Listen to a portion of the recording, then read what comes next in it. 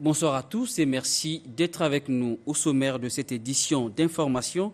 Dépôt de gerbes de fleurs sur la tombe d'Edith Lucie Bongo Nzimba à Ouyo par le président de la République Denis Sassou Nguesso, accompagné de quelques membres du gouvernement et de la famille Edith Lucie Bongo Nzimba, décédée il y a 13 ans. Et puis vous suivrez les préparatifs des prochaines élections au niveau des états-majors politiques, de la majorité présidentielle et de l'opposition à travers plusieurs activités.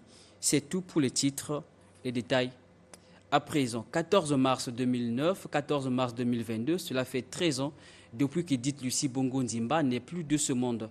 En ce jour de triste mémoire, un hommage lui a été rendu au cimetière familial d'Edou Konakona. Les détails avec Elie Méré.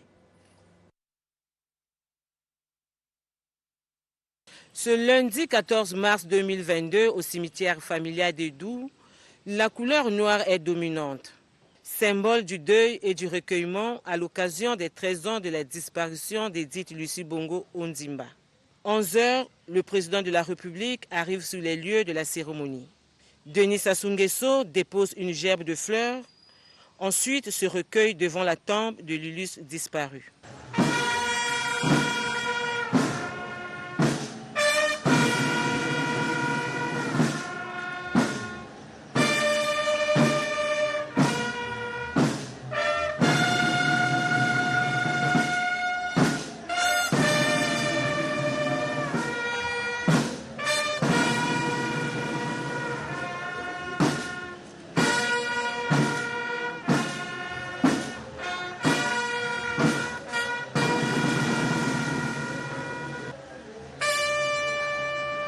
En effet, c'est le 14 mars 2009 à Rabat au Maroc que la fille aînée du président congolais et ancienne première dame du Gabon était arrachée à l'affection des siens. De son vivant, Edith Lucie Bongo Nzimba était caractérisée par sa générosité. Pour lier l'utile à l'agréable, le président de la République Denis Sassou Nguesso a assisté à l'exhibition des danses folkloriques.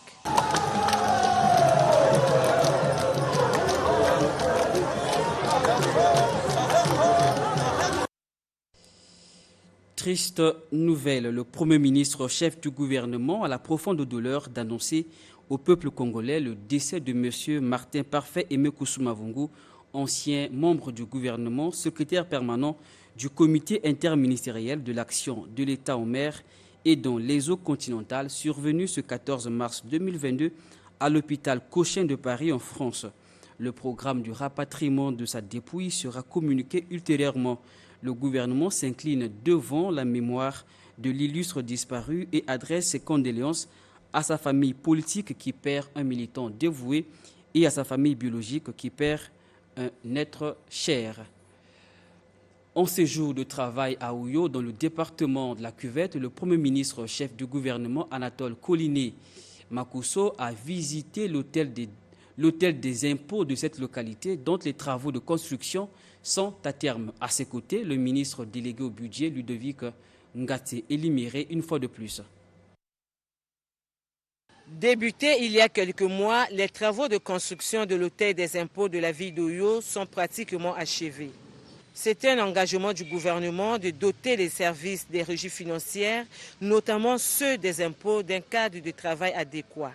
Ainsi, ce dimanche 13 mars 2022, le Premier ministre Anatole Koliné Makosso et le ministre délégué au budget Ludovic Ngate ont visité ce chantier dans la perspective de son inauguration. L'hôtel des impôts d'Oyo est un bâtiment moderne de R+2 qui abrite également les services locaux de la direction des douanes et ceux de la Banque postale du Congo. C'est une visite d'inspection satisfaisante, a déclaré le Premier ministre Anatole Koliné Makosso. Nous faisons juste le point de l'exécution des travaux de ces hôtels des impôts. Vous savez, ce sont des niches fiscales. Il vous est arrivé d'apprendre que les collectivités locales, par exemple, ne reçoivent pas leur centime additionnel ou ce qui leur revient lorsque le contribuable a fini par payer ce qu'il doit à l'État. Mais tout ça, c'est lié au fait que cette structure de circuit n'est pas encore bien organisée. Et ces hôtels avaient été conçus pour rapprocher l'administration fiscale des contribuables et permettre justement une meilleure traçabilité de la ressource fiscale de façon à favoriser la rétrocession aux collectivités locales. Signalons qu'en dehors de Brazzaville et Oyo, le gouvernement congolais a construit d'autres hôtels des impôts à Pointe-Noire, à Ouesso, Ankaï et Sibiti. Le Premier ministre a mis à profit son séjour de travail à Oyo pour procéder au planting d'arbres à l'école d'excellence Ghislain Aristide Okemba Nzongo Dondebe, une localité située à quelques encablures de Yo. Il a également eu droit à une visite guidée de cette école. Retrouvons Elie Miré. En séjour à Oyo, le Premier ministre, chef du gouvernement, Anatole Koliné Makosso, a visité ce 14 mars 2022 l'école GAOD d'Ondébé, située à quelques encablures d'Oyo. En sa qualité de pédagogue, Anatole Koliné Makosso a échangé avec quelques élèves de la dite école et a signé le livre d'or de cet établissement scolaire. Peu avant cela, le dimanche 13 mars courant, Anatole Koliné Makosso a procédé au planting d'arbres à l'école GAOD d'Ondébé, comme l'avait annoncé la vice-présidente de la fondation GAOD, Madame Georgette Okemba, lors de la 9e journée culturelle de l'école GAOD le 11 mars dernier. Cette cérémonie de planting d'arbres est une des recommandations qui revenaient de façon récurrente des différentes journées culturelles organisées dans la dite école. Il y a 9 ans, nous étions venus ici avec le ministre Elo Matson Mampouya, actuellement haut commissaire à l'organisation des États généraux de l'éducation. Vous voyez qu'il n'y a pas de hasard, pour procéder à l'inauguration de cette école. Moi, je l'accompagnais en tant que ministre de la Jeunesse. 1 ou 2 ans après, je lui ai succédé au ministère de la Jeunesse et au ministère de l'Enseignement. Et j'ai été désigné parrain de cette école, qui va célébrer le 10e anniversaire l'année prochaine. Il y a donc à retenir 2 leçons. La première, c'est que c'était une recommandation à chacune des journées culturelles qui étaient organisées dans cette école. Il y a 2 ans, il avait été fait la recommandation que cette école devrait aussi être sous des arbres et qu'il fallait planter des arbres. Le Covid est passé par là. Nous n'avons pas pu organiser cela comme il se devait. Et cette année, le ministre en charge de la jeunesse a pensé qu'il fallait exécuter cette recommandation. Désormais école d'excellence, cet établissement est désormais en train de marquer de son empreinte le système éducatif congolais grâce à la qualité des enseignements. Suivez. Cette école a été déclarée par décret du gouvernement comme une école primaire d'excellence. C'est la toute première école primaire d'excellence conventionnée dans la République. Et au terme du décret qui crée les écoles primaires d'excellence, au terme de la vision du président de la République lorsqu'il parle des écoles primaires d'excellence, des écoles d'excellence, tel que vous le lirez dans son ouvrage « L'Afrique en jeu de la planète ». L'école primaire d'excellence devrait être une école proche de nos racines, qui doit savoir concilier éducation moderne et éducation traditionnelle. Cette école devrait avoir, par exemple, un arbre historique. Et c'est cet arbre historique qui vient d'être planté avec le terminalia qui va grandir, qui va produire l'ombrage. Cette école doit être tout proche des racines et de nos traditions. Et l'école d'Ondébé remplissait les conditions. C'est à ce titre qu'elle avait été retenue comme école primaire d'excellence conventionnée. Donc quand nous combinons ces 2 sens, vous comprenez l'intérêt pour le Premier ministre d'être là Parce qu'il a la genèse de l'école, parce que c'est une école qui obéit à la vision du président de la République, parce que c'est une école qui est sous l'ombrage. Et nous nous réjouissons de ce que cela se soit matérialisé en notre présence. Après Oyo, le Premier ministre chef du gouvernement, Anatole Koliné Makosso, procédera demain à l'inauguration du nouveau bâtiment de l'Institut national du travail social à Brazzaville. Alors, je vous propose de suivre le profil de cet institut dans ce reportage signé Serge Bruno Mienata. C'est un bâtiment moderne, R+2, équipé selon les normes internationales qui sera inauguré par le Premier ministre chef du gouvernement, Anatole Koliné Makosso. Cet immeuble au cœur de Bas-Congo va désormais abriter l'Institut national du travail social, INTES. Nous avons 3 options. Il y a l'option assistant de service social, l'option éducateur spécialisé et l'option animateur de développement social local. Nous avons aussi le volet formation continue. Nous faisons aussi de la recherche-action. Financé par l'AFD à travers le projet Parfaitesse, la construction du nouveau siège de l'INTES traduit la nouvelle impulsion que le gouvernement entend donner au travail social, voulu performant et adapté aux besoins du terrain. Pour sa part, le Premier ministre Anatole Koliné Makosso avait, lors de la déclinaison de la politique générale du gouvernement, annoncé avec force détail que le social figurait et figure encore parmi les 12 batailles autour desquelles oscille l'action gouvernementale. Ceci conformément à la vision du président de la République, chef de l'État. De son côté, Irène Marie-Cécile Mboukou-Kimbatsa, ministre des Affaires sociales et de l'Action humanitaire, lors de son récent séjour de travail à Paris et à Lille, a eu à prendre contact avec le Conservatoire national des métiers des arts, institutions, universités, centres et instituts français en charge du travail social, afin de mieux s'inspirer du modèle de ce pays expérimenté. La finalité étant d'apporter les innovations à l'INTES en matière d'offres de formation. Le centre d'appui technique des jeunes aux métiers agricoles de Sendé, dans le département de la Cuvette, se trouve dans une situation déplorable. C'est le constat fait par Hugo Ngolondele, ministre en charge de la jeunesse, lors de sa visite de ce site. Nirak Misolokele pour les précisions. Situé à environ 25 km d'Oyo, le centre d'appui technique des jeunes aux métiers agricoles de Tsendé, vieux de plus de 20 ans, est abandonné et oublié dans les hautes herbes du village Otsendé. Accomplissant sa mission en sa qualité du ministre en charge de la jeunesse, Hugues Ngolondele est venu s'imprégner de la réalité sur le terrain en apportant une note d'espoir. Le bras technique du ministère qui s'occupe des questions de formation se dit déterminé à apporter son expertise pour encadrer les jeunes qui seront admis dans ce centre. Nous avons cité le Fonds national à l'employabilité et à l'apprentissage. Du retour à Brazzaville, une cellule de réflexion va se mettre en place pour valoriser au plus tôt ce site. Nous osons croire que les 3 sites d'appui technique des jeunes aux métiers agricoles, au Béville, le centre de Diba et enfin celui d'Otsendé verront le début des travaux dans un proche avenir. Du côté du ministère des petites et moyennes entreprises, de l'artisanat et du secteur informel, la première édition du marché de l'artisanat féminin a pris fin hier. Suivez donc la cérémonie de clôture avec Sylvie Karine Goteni.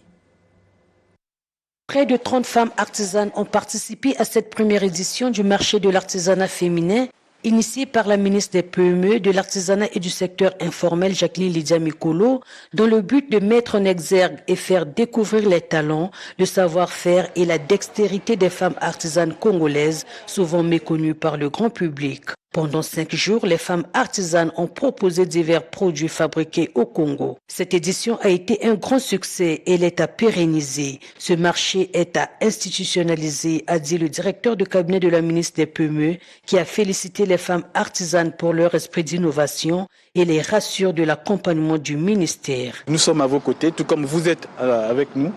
Et nous pensons que ce partenariat va se pérenniser. En tout cas, c'est une vision, sinon un partenariat de proximité. C'est ensemble, comme dit le président de la République, que nous allons densifier ce tissu du secteur privé pour répondre à cette exigence de la diversification de l'économie. Le marché de l'artisanat féminin a été organisé sous le thème « Artisanes congolaises et créativité féminine ». À l'université Marien Ngouabi, il se tient le 3e workshop international en économie du développement organisé par le laboratoire d'économie et de management. Cet atelier vise à proposer des stratégies pour relever les économies en Afrique subsaharienne. Barol Agnolo et Chanel Bourangon. Politique publique et développement en Afrique subsaharienne, c'est sous ce thème que se tient le 3e workshop international en économie de développement à l'université Marien Ngouabi. Cet atelier organisé par le laboratoire d'économie et de management que préside le professeur Antoine Gakoso fixe comme objectif réunir des analyses économiques sur les différents aspects des politiques publiques en Afrique subsaharienne. Alors il s'agit d'un workshop où l'avantage est que tous les participants sont vraiment ensemble dans la même salle pour présenter leurs travaux et réagir aux travaux de leurs collègues. Cette année-ci, on va se focaliser sur le problème de mobilisation de ressources fiscales hors ressources naturelles parce que nos pays ont des besoins croissants. Face à ces besoins, il faut les ressources fiscales. On ne peut plus compter sur les ressources extérieures. Cet événement annuel au Congo est précédé par celui organisé au Cameroun et en Côte d'Ivoire.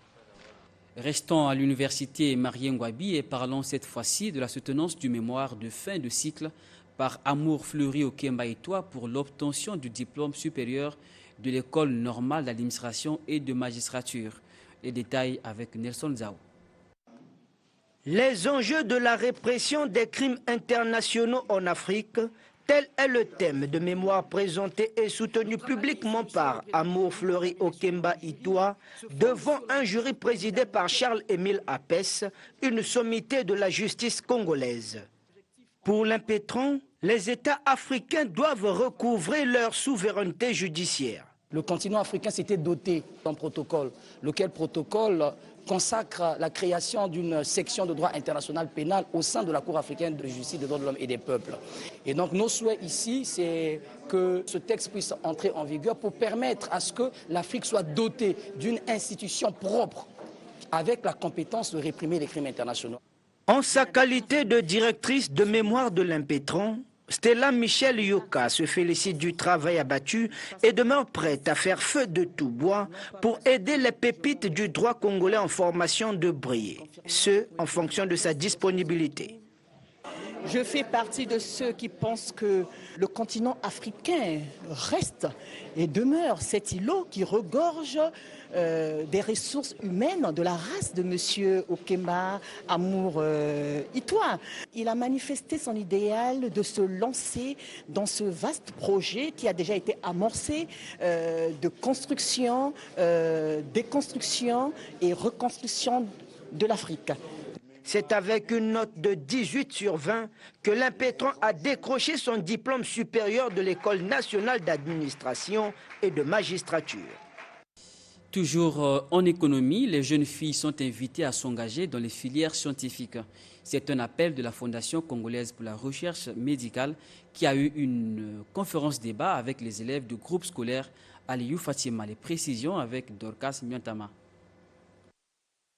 Devant le professeur Francine Toumi, les élèves du groupe scolaire Aliou Fatima ont peint le portrait de 3 femmes de science, la biologiste kenyane Wangari Maathai, l'astrophysicienne malgache Zara Randriamana Koto et celui de Francine Toumi, la biologiste moléculaire congolaise. S'en est suivi un échange avec le professeur Francine Toumi sur l'importance de la science. La science, c'est un métier où on n'a pas honte de dire que je ne sais pas. C'est pour ça que le monde progresse, parce que justement le scientifique, il a envie à chaque fois d'aller plus loin. Au finish, le professeur Francine Toumi a signé dans le livre d'or une manière de marquer son passage dans cette école. Dans le même registre, les questions liées au fonctionnement de l'école congolaise étaient au centre de la rencontre que le ministre de l'enseignement préscolaire, primaire, secondaire et de l'alphabétisation, Jean-Luc Moutou, a eu avec les enseignants prestataires de Pointe-Noire et du Kouilou, Zita ou Diabalou. À un moment où le train de l'année scolaire 2021-2022 va à sa vitesse de croisière, un bilan s'impose. Mais il faut aussi apaiser les esprits au regard des revendications du personnel enseignant. Il faut donner la chance à nos jeunes. Nous sommes prestataires un jour, bénévoles un jour, mais fonctionnaires à l'arrivée. Et puis après, on gravit les échelons. Il faut garder l'espoir. C'est que là, nous gérons que le quota 2021. Nous avons encore le quota de 2022 qu'on n'a pas encore touché. Le ministre a réitéré les engagements du gouvernement quant à la construction des nouvelles infrastructures scolaires. D'ici quelques semaines, lancer les travaux de construction du lycée de Siafoumou. Aussi, l'ambition est déjà fermement affichée pour que nous puissions avoir un grand lycée du côté de Côte-Matèvre, du côté de Loussala aussi. Nous créerons un lycée. Et ont pour mission de former une élite de qualité. Ces enseignants ont été encouragés à donner le meilleur d'eux-mêmes. L'actualité, c'est aussi les séances de travail que le ministre de l'Administration du territoire, de la décentralisation et du développement local, Guy-Georges Mbaka, a eu avec le représentant du PNUD au Congo et le directeur général de l'AFD, Agence française de développement. Des explications avec Vichy Zabé. La mise en œuvre des plans locaux de développement, voilà le principal sujet qui a meublé les échanges entre le ministre de l'Administration du territoire, de la décentralisation et du développement local, Guy-Georges Mbaka, et le représentant résident du PNUD de Congo, Malay Diop. Au moment où nous sommes engagés dans la formulation d'un certain nombre de plans locaux de développement au niveau des localités, on en a complété 2, Kouilou et Sanga. Son souhait, c'est que ces plans soient des plans pour toutes les localités du Congo. D'abord, ça permet d'avoir un cadre de développement, ça permet un peu d'organiser les interventions, aussi bien des partenaires de la société, des ONG que de même de l'État, et ça crée vraiment une visibilité pour le gouvernement. Deuxième personnalité à être reçue par Guy-Georges Mbaka, Maurizio Cassioli, le directeur de l'Agence française de développement. Entre les deux hommes, les échanges ont porté entre autres sur la place des collectivités locales et des mairies dans la gestion des projets AFD Congo en cours. Nous avons notamment parlé des projets en cours et qui visent à accompagner un certain nombre d'infrastructures et d'investissements à Brazzaville, Pointe-Noire, Ouando et Nkaï. On a eu l'occasion d'évoquer la place que les collectivités locales et les mairies peuvent avoir dans la gestion de ces projets. Au terme de cette rencontre, les deux parties se sont réjouies de la qualité des échanges qui traduisent l'excellence des relations entre la République du Congo et la France à travers l'AFD. Alors, politique à présent, le député de Yaya dans le département du Niari, Jean-Valère Mbani, est allé s'enquérir du niveau d'exécution des travaux de construction des infrastructures sociales dans cette localité. C'était donc à l'occasion d'une descente parlementaire. Reportage Gotenyo Nzenzele. Au nombre de projets initiés financés par Jean-Valère Mbani, député de Yaya, figure la construction des logements des enseignants de l'école primaire de Mikobo et du centre de santé intégré de Yaya. Cependant, à Mouyala, les populations ont sollicité de Jean-Valère Mbani la réhabilitation de leur poste de santé. Par contre, ces de Nzabi ont reçu de lui un financement pour la construction des postes de santé. En tout cas, c'est une joie immense pour nous de recevoir ce don-là des efforts de notre député. Jean-Valère Mbani se dit satisfait des travaux réalisés. Un grand merci à la population de Yaya, car sans elle, tout ceci ne devait pas être possible. Le député de Yaya a visité également le site de la radio, les Bama qui a cessé d'émettre depuis Belle-Lurette. Il a doté le district de Yaya d'une niveleuse pour l'assainissement de la localité. Après Yaya, cap sur Bunji, dans le département de la Cuvette, où la force montante congolaise a lancé une vaste campagne d'adhésion au Parti congolais du travail. Edvel Delis Mapassi nous en dit plus. Les populations du district de Bunji, dans la Cuvette, invitées à intégrer les rangs du Parti congolais du travail par Prince Hérold de Mambouli Mbama, membre de la force montante congolaise et président d'honneur de toutes les associations sportives de Bunji. Ceci à l'occasion de la vaste campagne d'adhésion à cette formation politique. Comme tout bon jeune du parti natif de Bunji, il était de mon devoir de conscientiser les jeunes ici présents les convaincre à rejoindre les rangs de notre grand et glorieux parti, le Parti congolais du travail.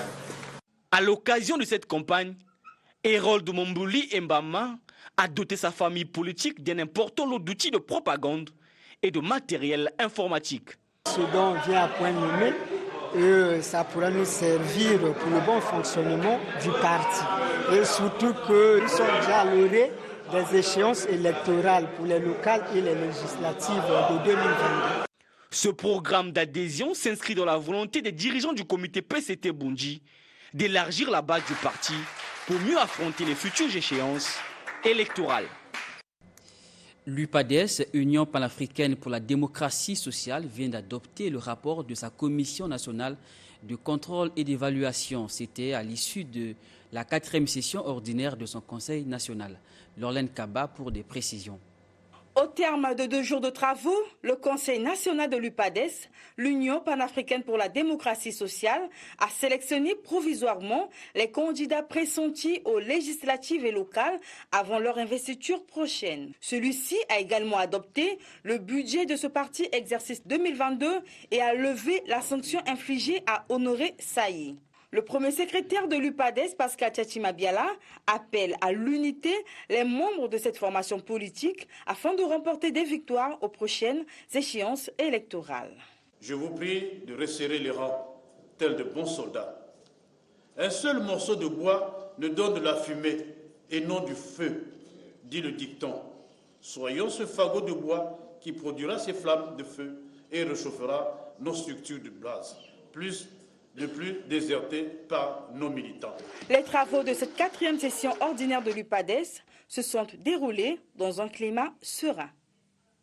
Dans le même chapitre, le PDC, Parti pour le développement communautaire, s'apprête à bien affronter les prochaines élections législatives et locales. C'est ce qui justifie la tenue de son conseil national. Espoir Moukoko. Ce conseil national était une aubaine pour les militants du PDC de redynamiser ses différentes bases.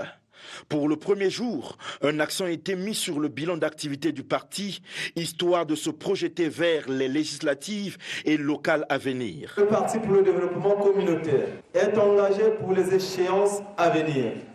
Ce sera aussi ici l'opportunité de faire un point de différentes circonscriptions où nous serons représentés en juillet prochain. Le deuxième jour, il était question d'un débat franc entre les militants qui devaient produire les différentes recommandations pour une nouvelle impulsion. Dans le cadre de la politique de développement du parti, il s'agit de créer et de rendre opérationnelles toutes les fédérations. Nous, membres du Conseil national PDC, réaffirmons notre soutien aux camarades présidents de la République, chef de l'État, Son Excellence Denis Sassou Nguesso. Il s'est de signaler qu'une minute de silence a été observée en la mémoire de Lucie Edith Bongo Ondimba. Stratégie pour gagner les élections de juillet 2022 également du côté du mouvement Congo Uni MCU. Le MCU qui a organisé une réunion focalisée sur les conclusions de la concertation politique d'Owando. Merveille Sombo nous en dit plus.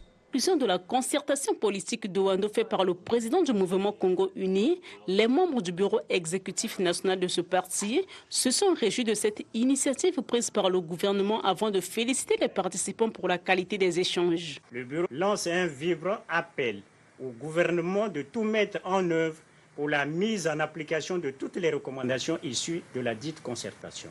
Ce parti profile déjà les stratégies pour mieux affronter les échéances électorales de cette année. Le bureau exécutif national du MCU a mis en place une commission d'investiture des différents candidats et a retenu la période allant du 20 mars au 10 avril 2022 pour le dépôt de leur dossier. Les membres du bureau exécutif national du MCU ont par ailleurs réaffirmé leur soutien indéfectible au président de la République, Denis Sassou Nguesso. C'était le journal de la rédaction. Madame, Monsieur, merci de l'avoir suivi. Au revoir.